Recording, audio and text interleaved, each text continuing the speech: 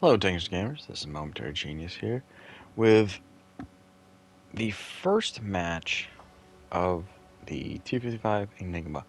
And this is going to be a little different because I wanted to show you that this was a legitimate first match. I just unlocked it after this match.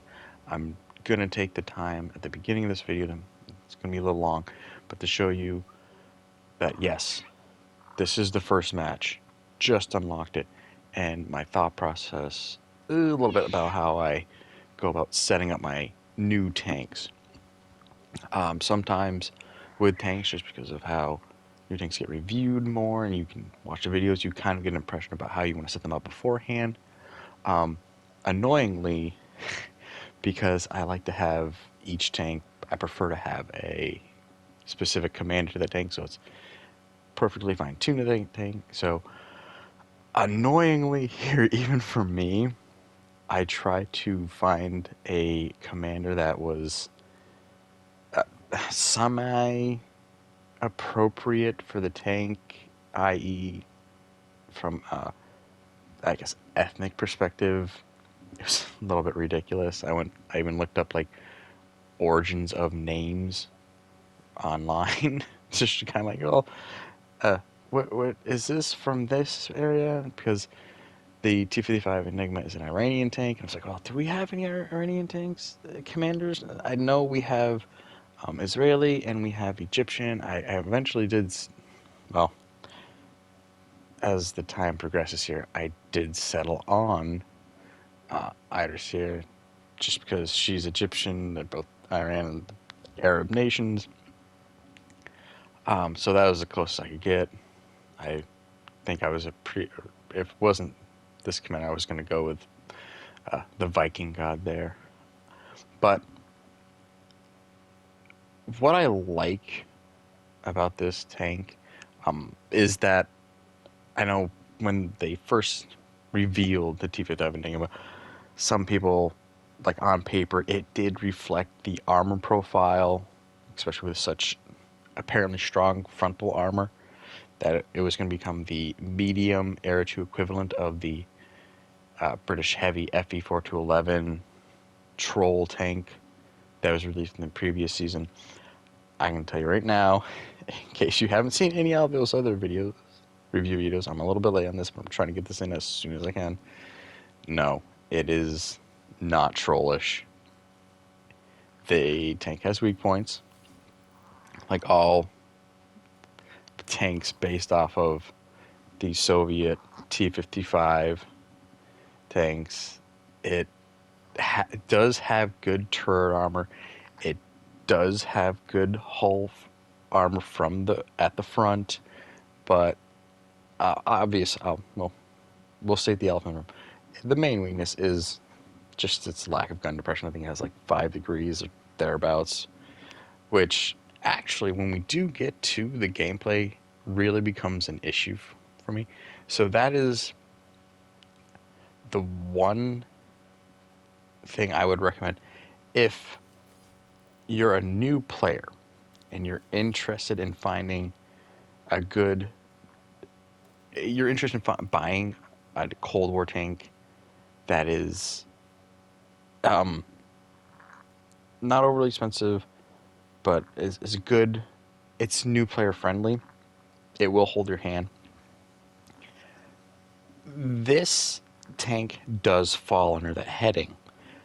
I will later on explain how I think you should purchase this. I left the 4th equipment slot open because I do this a lot of things, because there are certain things I can easily understand. I know this tank will need. I'm actually thinking about the traction, taking off the traction and replacing that with just the engine boost, just to help with the turret. But it's either, because this actually is like the armor that's added on doesn't slow this tank down as much as I thought it would initially. But it's a fast tank, and that's where, if you're gonna play this tank, this actually is a very good frontal support tank. You can maneuver. Although I will say, unlike other T-54 T-55 and similar variants of the tank. This girl has hips. You're not as svelte as other tanks, so you're not quite as able to dip and dodge in between and weave in between the other tanks as you might with others. So you it feels, it has the width more of a similar to a heavy tank, but you do have the speed of a medium. So just remember that it's less F1 and more NASCAR, okay?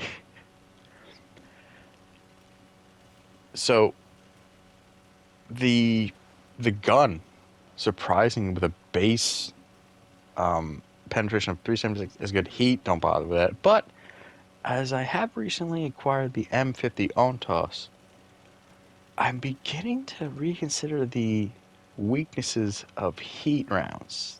Not yet to put it on all my tanks, but now here we are on Fredbang, which does sort of impact this tank. And again, this is my first match, so I'm going to be more cautious. I'm not going to take a more aggressive stance.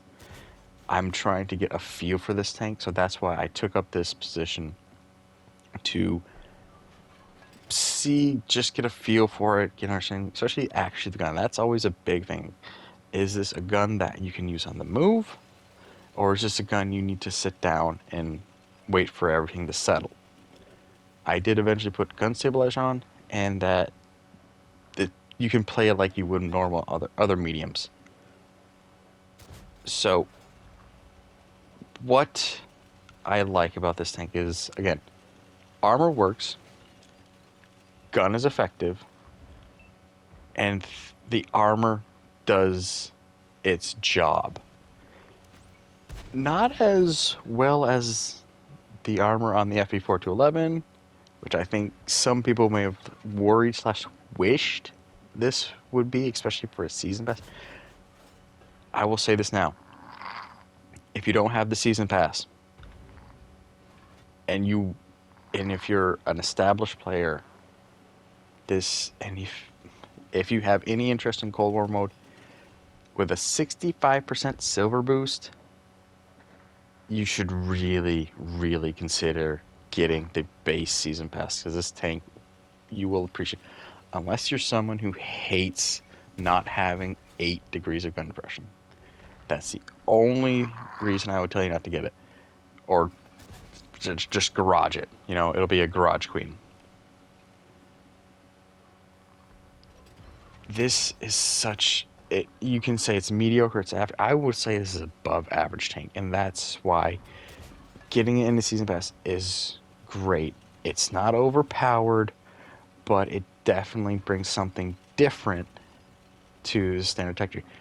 Now, about that gun depression. What the hell am I doing here? I know I don't have gun depression, yet I'm trying to do what sometimes when you lack gun depression with tanks, and because this is a video game and not the real world, you will find yourself kind of contorting your tank and finding that sweet little dip, or 2-inch rise to try. Oh, if I can just get it, okay, I can just peek over. It works sometimes, but not all the time. Now, what I'm also doing here, and I've been doing since the T-55 Enigma was released, is seeing how it's played by other players and what it does. And here's something I know. It's like, again, speed. This tank it's not a race car per se, but it does get up to 60 kilometers per hour pretty quickly. Acceleration is nice. You can keep up with T-72s and some light tanks if they're not putting all the speed boosts on. So this is great for when the action is moving, or if you want to confidently make that push or make that attack, you can be up front. Track mechanic, though, will probably be something you want to consider taking on here, just because it's a Russian tank. Sadly, aim for the drive wheel at the front and you will cripple this tank very easily. So and playing this, angle it, don't drive head on, and definitely from the side. You will get penned straight through into your gas tank, so you might want to take a fire extinguisher or something of that nature, but what and that's also the other thing about how I'm playing this as several, and that's I think being back in sniping. It you can do it. Um, it the problem with this match is there's more than a comfortable amount of FE4211s, which I think is why the other team eventually did win. They just had the better armor. But now I'm realizing it's time to move. Bit late. I don't honestly think I could have affected any change in this match. I was just trying to get a feel for this tank, and right now I'm impressed with the damage. I'm impressed with the accuracy. I'm becoming impressed with the mobility. Here, keep an eye on the amount of damage I block, because that's going to be what kind of sells me on this tank. Is the armor works, and you should really take that into consideration. A mobile armor fortress is something that now it's not a perfect fortress, but it works. So I'm going to talk about when to buy this tank. If you haven't gotten the season pass, do it. If you play Cold War and you don't have the season pass, you really should consider if you have the devotion to this game, because this is an awesome season tank. Outside of the season, buying this full price, no go. While I was playing this, and I've been playing this, I've been weirdly enough, I've been, I guess it's the devoted World of Tanks console gamer slash capitalist in me, thinking about what bundles this would be great. Packaging this with the FE4211 and like the T-72M1, great armor on that T-72M1. In fact, I think it still has, at least from the last time I checked with the World of Tanks console weekly assault stream, the T-72M1 has the most block damage in Air 2. I know, surprising considering how trollish the FE4211 is. So I was thinking, though these three tanks packaged together for 20,000 gold, that's a good. That's the greedy person in me. Is like, if I was the boss, that's what I'd do. But then again, there's kind of, I was thinking, okay, maybe smaller bundle like the T-62M1 with the spaced armor and turret. And you have the the hard head or the hard hat bundle. Long story short, if there's a bundle, definitely consider if you have the gold. This is a good tank. I'm glad I got it in the season pass, and I hope you will pick it up, or at least put it on the list to consider. Thanks for watching. Like and subscribe if you want more of this off-the-cuff and haphazard reviews. With that said, I hope the RNG is in your favor, and you keep the tracks on the ground. I hope to see you in the next one. Goodbye.